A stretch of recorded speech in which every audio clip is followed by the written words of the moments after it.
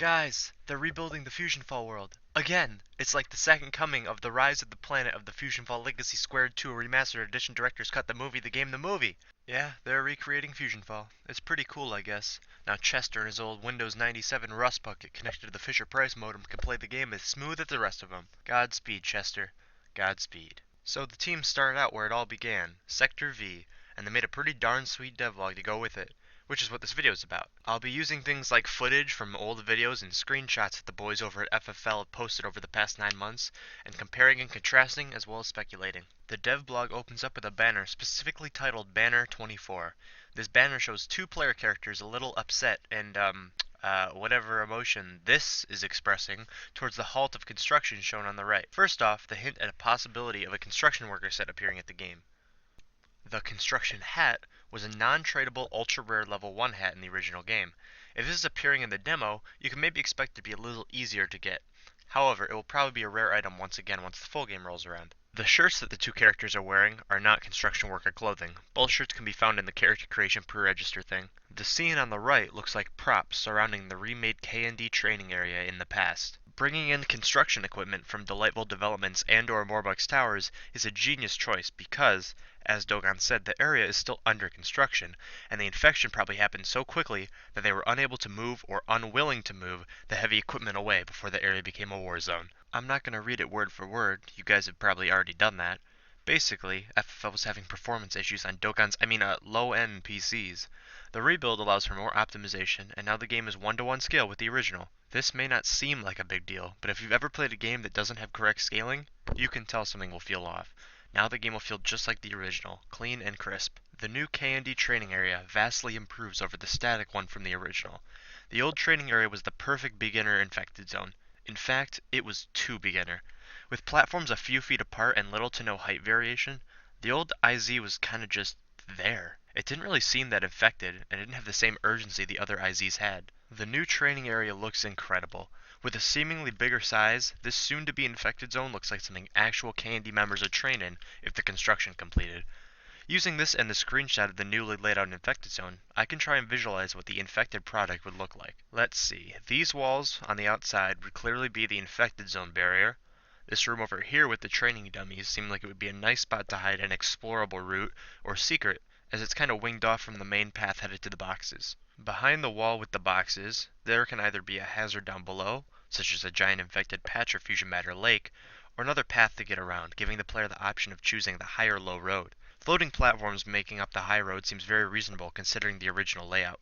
This unfinished room further expands on the possible high road, low road option, as there's a walkable beam on top as well as a hole in the wall allowing players to traverse inside. Now that's a good and mighty theory, but something trumps that.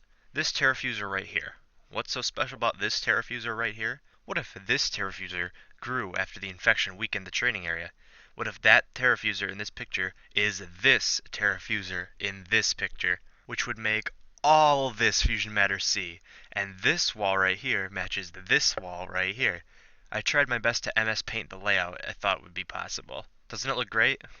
The black ovals are supposed to be the pipes the player is standing on, while the yellow is that crane you see sinking into the fusion matter C, and the brown are floating platforms, similar to the ones that were in the original. The infected zone might also get a little bit spookier. These large terrafusers claim to be pumping out spawns, which implies the infected zone may have monsters in it. In the original game, this IZ was one of the only ones to not have monsters in it, alongside the Sweet Revenge, Loch Ness, the Fisher, and Crystalline Caverns. The monsters that seem to be hinted are Ultra Magno Beetles. As Dogon mentions, you have to take some down in order to save the training area. The wording is strange as the term Supercharged Ultra Magno Beetle can be used to simply describe the Ultra Magno or hint that the boss version of the Ultra Magno Beetle will be in the infected zone, as the boss version of the Ultra Magno Beetle is called the Charged Ultra Magno Beetle. This might only be a thing in the past, however, and may have nothing to do with the future. Thinking long term, this devblog confirmed that a whole bunch of infected zones will have their layouts changed as well, in order to make the game more fun and give the player a better challenge. The only infected zone currently confirmed to not have a major redesign is Pokeoaks Junior High. Ironically, the infected zone literally right next to the infected training area. Next up, races. Number 1337 has some races for the players to complete. This also confirms that NPCs other than SACT agents can hold races in the infected zones. I'm certain that the race NPCs will differ depending on the area you are currently in. Keep the wording in mind though. Races, as in multiple. Also reference the line right before it that says we've created a fun obstacle course easy enough for beginners to complete, with lots of places to explore for the more experienced players. I think this alludes to there being multiple races, one that takes you down a beginner's path, and maybe one or two more that offer more advanced routes through the IZ.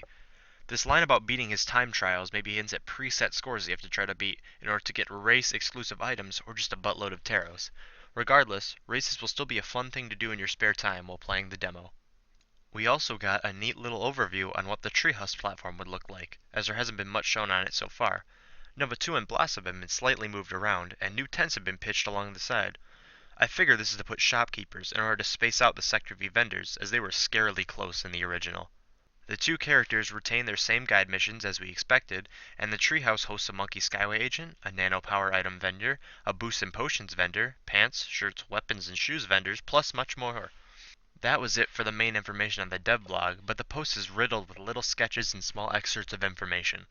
The first pic is of the flags shown throughout Sector V, as well as the training dummies that the Candy uses for target practice. According to the image, the flag's cotton is the finest cotton that taros can buy, with the question mark pointing towards the base of the pole. A character reminiscent of Dexter is seen climbing the pole next to the words CT-on crew? CT-ion crew? Cition crew? I have no idea what that says. The second part of the image is a hint at a future detail. The arrow pointing at the training dummy says, maybe put Father's face instead? Which may hint towards the training dummies having a picture of Father's head glued on, which is an amazing detail that I love. The same is true for the actual targets too. The next picture is a sketch of the Candy Mosquito, or the massively oversized super quick undercover icy treat transport on helicjets. The Mosquito was shown in the original game as a prop in Mount Everest right behind Double D. The picture is titled Constru, which I assume is short for construction, which can either mean the actual construction of the Mosquito itself, or a reference to the construction of the training area, which may be where it'll be found. The parts of the Mosquito are labeled Suck, KND, Cool, and Bot. I don't think these have any significance other than the fact that they are parts on the Mosquito. And then, the famous picture. Will Tilt's profile picture for maybe a month, finally in the devlog. What's odd is that this picture has almost no connection to Sector V at all. It's a picture of Dexter, Adam Lion, and Aku coming out of his hand? Maybe a future hint at a story plot in which Aku shapeshifts into Adam in order to get closer to Dexter. This picture appears to be of a generic Sector V house, with a dish on top. There's the words FFLC with a dash next to it, which means... Whoa, ho, whoa! Okay, so take FFLC, which has a dash at the end of it. Now remember this word from the Mosquito picture? That has a dash on either side. And remember this word from the flagpole picture? That has a dash only on the front. Using the dashes to connect all the words, you get FFLC Construction Crew, which is a new code that I predict will give you the demo character hard hat. The picture with drawings on it also is grouped with 3 other images, showing off various minor details in Sector V. These don't have any secrets, however this is still one of my favorite parts of the devblog. The sheer attention to detail is amazing, and seeing these pictures actually gave me a lot more hype to play the game than a few other devlogs did as a whole. Next, we got a gif of a girl dancing on the water of the fountain. These clothes can be found in character creation, and aren't new other than the hat, which is the hat you get for pre-registering your character in the demo, link found in the description. You can also notice an extra road being extended past the training area, which actually makes me wonder why it wasn't there in the first place. The only other relevant thing is that the construction tool that appears in the background seems to be the same as the first picture in the devblog, only the one in the banner is mirrored. We also got a picture that showed off 2 fusions and a construction-related monster. The monster was known as the Doomdozer, which inhabited Morbuck's Towers downtown. This may hint that the Doomdozer model will be used for a monster in the demo, however it's not certain. The 2 fusions, Fusion Blue and Fusion Blossom, are shown with construction hats. These fusions were chosen because either A, it was easy to fit the construction hat under their model's noggin, or B, they have some relevance to the demo, which is unlikely, as neither Blue or Blossom has been mentioned in the demo, much less their fusions. This could also hint that fusions will have small changes depending on their location, such as fusions in the Candy training area, delightful developments in Morbuck's Towers having construction hats. The next image doesn't seem to have any meaning, it's just Ed carrying a box next to the blue nano and a nano station. There's also a picture of the holograms on Hero Square in the past. In the original game, Buttercup was the only hologram in the past, since she was the only MIA character. However, putting Major Glory and Monkey as holograms makes sense, as Dexter's guide missions involve finding MIA heroes, which includes Major Glory, and now possibly Monkey. Wisdom Tooth and what appears to be Big Bean or Homer Simpson's father seem to just be here for giggles, so don't worry about them too much. The last picture is about Mojo's volcano, which kind of doesn't have anything to do with Sector V at all. The picture is labeled with abbreviations, and I can only guess what a few of them mean. I guess the "it's already there" implies that they have the volcano made or something like that. The other abbreviations are MJ, JB, FFL, 4D, X, and 1B. MJ might mean that Mojo Jojo will be moved to the top of the volcano instead of the bottom where it used to be. The JV could be another monkey minion, I guess? Jimbo Bango, Jambo Bumbo, Jimmy Buffett. As for the other ones, I honestly have no idea what they could mean. That concludes the devblog. However, this one is directed towards the people who are upset at seeing the words redoing. The devs are redoing the game world, not the game itself, the game world.